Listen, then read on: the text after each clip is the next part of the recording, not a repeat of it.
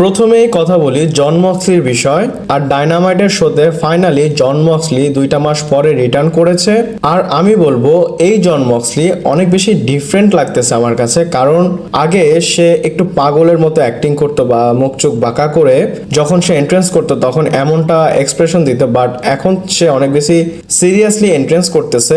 আপনারা যদি দেখেন তার চেহারাটাকে অনেক বেশি মনে হবে যে সে অ্যাটিটিউড নিয়ে আছে, এবং সে এসে ডার্বি এলেনকে কল আউট করে। কিন্তু সে টনি শিবানীকে আরো একটা কথা বলেছে যে কিনা এইডব্লিউর কমেন্টেটর।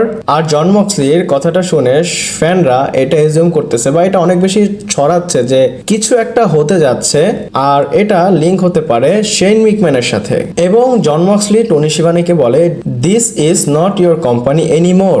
আর এটা বলার পর ফ্যানরা এজিউম করতেছে এটা মানে মানি, আর মানি মানে শেন মিকম্যান, এবং শেন মিকম্যানের স্টোরি হয়তো এখান থেকে শুরু হচ্ছে। আর এটা কেন বললাম, ডাব্লিউডাব্লিউ তে কিন্তু আমরা শেন মিকম্যান এবং ডিন অ্যামব্রোসকে একসাথে কাজ করতে দেখেছি যখন স্ম্যাকডাউন ব্র্যান্ডে শেন মিকম্যান কমিশনার ছিল। আর এটা শিওর এইডব্লিউ কোনো একটা স্টোরি লাইন নিয়ে আসতে যাচ্ছে যেখানে শেন মিকম্যান এবং জন মক্সলি একসাথে হবে। আর আপনারা যদি এইডব্লিউ দেখেন একটা সময় কিন্তু ডিন অ্যামব্রোস বা জন মক্সলির কিন্তু স্টোরি লাইন ছিল না, বাট এখন তার প্রপার একটা স্টোরি লাইন এইডব্লিউ দেখাচ্ছে বা সেটা প্রোগ্রেস করতেছে। আর আজকে আপনাদের অনেক আপডেট দেব, চলুন শুরু করা যাক। Hello viewers, welcome to Rachel Bangla BD. প্রথমেই বলি আজ থেকে 4 বছর আগে এই জিনিসটা হয়েছিল। আর কোন জিনিসটা, যখন রোমান রেইন্স পল হেমেনের সাথে এসেছিল, মানে রোমান রেইন্স এবং পল হেমেন অফিসিয়ালি একসাথে যখন হয়েছিল। আর আমি বলবো সেই সময় কিন্তু আমাদের বা আমার মনে হতো যে সে কখনো ব্রক লেসনারকে ছেড়ে যাবে না, মানে পল হেমেন হচ্ছে ব্রক লেসনার গায়। এখন কিন্তু আমরা ইজিলি বলতে পারি পল হেমেন এই সুপারস্টারের সাথে কাজ করতে পারে বা ব্রন বেকারের সাথে কাজ করতে পারে, বাট সেই সময় কিন্তু সে ব্রক লেসনারের সাথে ছিল। আর দেখেন ব্রক লেসনার চলে যাওয়ার পর পল হেমেন রোমান রেইন্সের সাথে 4টা বছরে কত ভালো কাজ করেছে এবং রোমান রেইন্সকে কোন লেভেলে নিয়ে গিয়েছে। আর রোমান রেইন্স বলেছিল হল অফ ফেমে যে আমি হেড অফ দ্য টেবিল বা ট্রাভেল চিফ, সেটা আমি পল হেমেনের জন্য হয়েছি। আর পল হেমেন এবং রোমান রেইন্সের যে গ্রেটনেস, মানে তারা যে একসাথে হয়েছে, এটার জন্য আমরা ব্লাড লাইনের স্টোরি লাইন দেখতে পেরেছি, কোডি রোডসের, এবং অনেক দেখেছি। আপনারা কি আসলে এদের স্টোরি লাইনটা দেখে খুশি কিনা আমাকে কমেন্ট করে জানাতে পারেন। আর একটা কথা বলি, রোমান রেইন্সের আসল কলকাঠি ভেতর থেকে নাড়ে হচ্ছে পল হেমেন, হোক সেটা এয়ার অথবা অফ এয়ার। এরপর গাইস কথা বলি, ডাব্লিউডাব্লিউ ইন্টারন্যাশনাল শো করতে যায় অনেক জায়গায়, সেখানে তারা পেপার ভিউ গুলো করে থাকে, কিন্তু তারপরে যে আমরা রটা দেখি এটা ডাব্লিউডাব্লিউ সেখানে ফিল্ম করবে। এটা কেন করবে? ডাব্লিউডাব্লিউ সুপারস্টাররা অনেক রাশ নিয়ে যখন আসে ইউএসএ তে, তখন তারা অনেক বেশি প্রবলেম ফেস করে এবং ডাব্লিউডাব্লিউ ম্যানেজ করতে একটু প্রবলেম হয়। তো ডাব্লিউডাব্লিউ এই বছর সৌদি আরবিয়াতে যাবে এবং তারা সেখানে শোটাকে করে, মানে পেপার ভিউ শোটা করে সেখানেই তারা রটাকে টেপ করবে, এবং একদিন পরে যখন র হবে সেটা তারা ইউএসএ টাইমে, মানে ইউএসএ তে যখন রটা হবে 8:30টার সময় সন্ধ্যা, তখন তারা এইটাকে টিভিতে দেখাবে যেন ইউএস এর ফ্যানরা টাইম মতো তাদের শোটাকে টিউন করতে পারে। আর আমি বলবো যখন তারা এটা করে ফেলবে তখন অনেক বেশি স্পয়লার আমরা জেনে যাব, এবং আগে থেকে ভিডিও লিক হয়ে যায়, অবশ্যই আপনাদের সাথে আমি শেয়ার করব। আর আপনারা কি মনে করেন যে আগে যদি রটা টেপ করে ফেলে তাহলে কি ভালো না খারাপ হবে, আমাকে কমেন্ট করে জানাতে পারেন। এরপর গাইস জেউসের কথা বলি, আমরা যদি জেউসের রেকর্ডগুলো দেখি, আগে কিন্তু জেউসের চ্যাম্পিয়নশিপের মানে সিঙ্গেলস রানের চ্যাম্পিয়নশিপের জন্য যেই ম্যাচগুলো হয়েছে সেখানে রেকর্ড কিন্তু ভালো হয়নি, কারণ আপনারা জানেন ব্লাড লাইনের মেম্বাররা তাকে অনেক প্রবলেম বা তার সাথে প্রবলেম ক্রিয়েট করেছে। আর সামনে তো ইন্টারকন্টিনেন্টাল চ্যাম্পিয়নশিপের জন্য তার ম্যাচ হবে, কোয়ালিফায়ার ম্যাচ। তো হয়তো ব্লাড লাইনের মানে সোলো সিকার ব্লাড লাইনের টিমের কেউ হয়তো প্ল্যান করে রেখেছে যে এখনো জেউসোকে চ্যাম্পিয়ন হতে দেওয়া যাবে না। এটা কেন বললাম, সোলো সিকার তার ইনস্টাগ্রাম স্টোরিতে জেউসোর সাথে তার একটা ছবি পোস্ট করেছে এবং একটা ইমোজি দিয়েছে।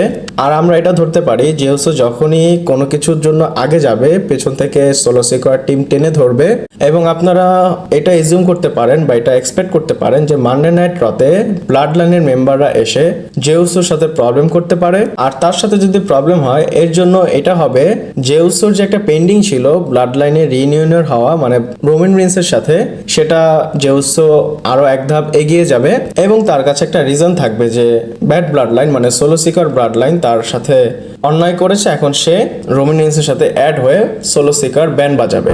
এরপর গাইস টামাটঙ্গার কথা বলি। আর টামাটঙ্গা যখন এসেছিল তার ক্যারেক্টারটা দেখে ফ্যানরা বা অনেকেই অনেক মজা করেছে, এক কথায় তাকে কুকুর বলেছিল এবং রিসেন্টলি সবাই তাকে বা তার এন্ট্রেন্সটাকে এনজয় করা শুরু করেছে। এবং আপনারা দেখতে পাচ্ছেন লাইভ ইভেন্টে এন্ট্রেন্স হয়েছিল জেকা ফাটু থিম সঙ্গে, টামাটঙ্গা টাঙ্গালো এবং জেকা ফাটু এসেছিল আর সেখানে টামাটঙ্গা নাচতেছে এবং তার যে রিয়াকশন বা সে যেরকম করে থাকে সেটা করতেছে। আর যদি এই ভিডিওটা আপনারা সাউন্ড শুনেন তাহলে আরো ভালো লাগবে। লিটারেলি সে জেকা ফাটুস থিম সঙ্গে মানে বিটে বিটে সে এরকম রিয়াকশন দিচ্ছে। আর আরো একটা কথা বলি, এই ভিডিওতে জেকা ফাটুর দিকে নজর দিয়ে আপনারা দেখেন জেকা ফাটুর পায়ে কিন্তু ওয়াকিং বুটস নেই, মানে তার পাটা ঠিক হয়ে গিয়েছে। তার মানে যে সমস্যা ছিল বা যে প্রবলেমগুলো ছিল তার পায়ে সেটা এখন ক্লিয়ার হয়ে গিয়েছে আর সে যে ফিট অ্যান্ড ফাইন সেটা আমরা স্ম্যাকডাউনে শিওর হতে পারবো। এরপর গাইস ড্রু ম্যাকইন্টায়ারের কথা বলি। ড্রু ম্যাকইন্টায়ার মানডে নাইট রতে যে জ্যাকেটটা পরেছিল সেটার একটা কোড ছিল এবং সেটা যদি কোড করে আপনারা দেখেন সেটা একটা জায়গার কথা বলে এবং এটা হচ্ছে একটা পাব অফ হোটেল এবং এই হোটেলে কিন্তু ড্রু ম্যাকইন্টায়ারের যে অরিজিনাল নেম গ্যালওয়ে সেটা লেখা আছে আর ড্রু ম্যাকইন্টায়ার রিয়েল লাইফ নেম হচ্ছে গ্যালওয়ে। আর এই হোটেলটা হচ্ছে তার কোনো ফ্যামিলির অথবা সে ইনডাইরেক্টলি এই জিনিসটাকে প্রমোট করতেছে। আর এটা ভিতরে একটা কথা আমার মনে হয়েছে তাই আপনাদের সাথে শেয়ার করলাম। এরপর গাইস আমি বলেছিলাম রোমান রিন্সের 1316 দিনের একটা ডাব্লিউডাব্লিউ বের করেছিল, আপনারা তো আমার আগের ভিডিওতে দেখেছেন বা আমি অনেক আপডেটেই বলেছিলাম এটা কত রেকর্ড করেছে। যদি না দেখেন আপনারা গিয়ে দেখবেন। আর সেম এরকম একটা বেল্ট ডাব্লিউডাব্লিউ গুন্থারের নাম দিয়েও বের করেছে এবং এখানে আপনারা দেখতে পাচ্ছেন পুরো ইম্পিরিয়াম লেখা আছে, রিং জেনারেল লেখা আছে এবং যদি নাম্বারের কথা বলি এখানে 666 নাম্বারও আছে। আর এখন আমি এটার স্টেট জানিনি এটা কত বিক্রি হয়েছে, যদি হয় তাহলে আপনাদের তো জানিয়ে দিব। আর আমি বলবো আমার মনে হয় গুন্থারের এই ইন্টারকন্টিনেন্টাল যে রেনটা ছিল সেখানে ফ্যানরা আসলে তাকে অ্যাপ্রিসিয়েট করে না। গুন্থার যখন আরো আগে গিয়ে ভালো কাজ করবে তখন তারা এটাকে অ্যাপ্রিসিয়েট করবে আমার মনে হয়। এরপর গ্যাস কথা বলি ড্রু ম্যাকইন্টায়ার বিষয়। আর ড্রু ম্যাকইন্টায়ারের যদি এতই ঘৃণা হয় সিএম পাঙ্কে তাহলে ড্রু ম্যাকইন্টায়ার কেন সিএম পাঙ্কের ব্রেসলেটটা নিয়ে রেখে দিয়েছে, সে কেন এই ব্রেসলেটটাকে ছিঁড়ে ফালিয়ে দেয় না সেটার বিষয়ে ড্রু ম্যাকইন্টায়ার কিছু কথা বলে। ড্রু ম্যাকইন্টায়ার বলে আসলে ভেঙে ফেললে কি মজা আছে, এইটা যদি দেখায় আমি যদি ইমোশনাল করতে পারি সিএম পাঙ্কে এবং সে যদি হার্ড হয় তাহলেই তো আমি মজা পাই। আর আমি বলবো আমি যখন সিএম পাঙ্কে এই ব্রেসলেটটা দেখাই সে যে কষ্ট পায় সেটার যে মজাটা সেটার উপর আর কোনো মজা আমি পাই না।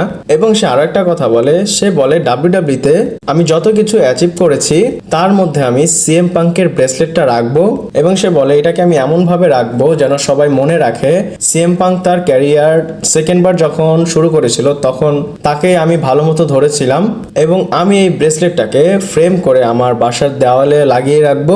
আর এইসব বিষয় ড্রু ম্যাকইন্টায়ার বলেছে সিএম পাঙ্কের ব্রেসলেট এবং সিএম পাঙ্কের বিষয়। আর আপনারা কি মনে করেন ড্রু ম্যাকইন্টায়ার সিএম পাঙ্ক কখনো কি আলাদা হবে কিনা আমাকে কমেন্ট করে জানাতে পারেন, কারণ একটা বছর হয়ে গিয়েছে তাদের ফিউডটা কন্টিনিউ হচ্ছে।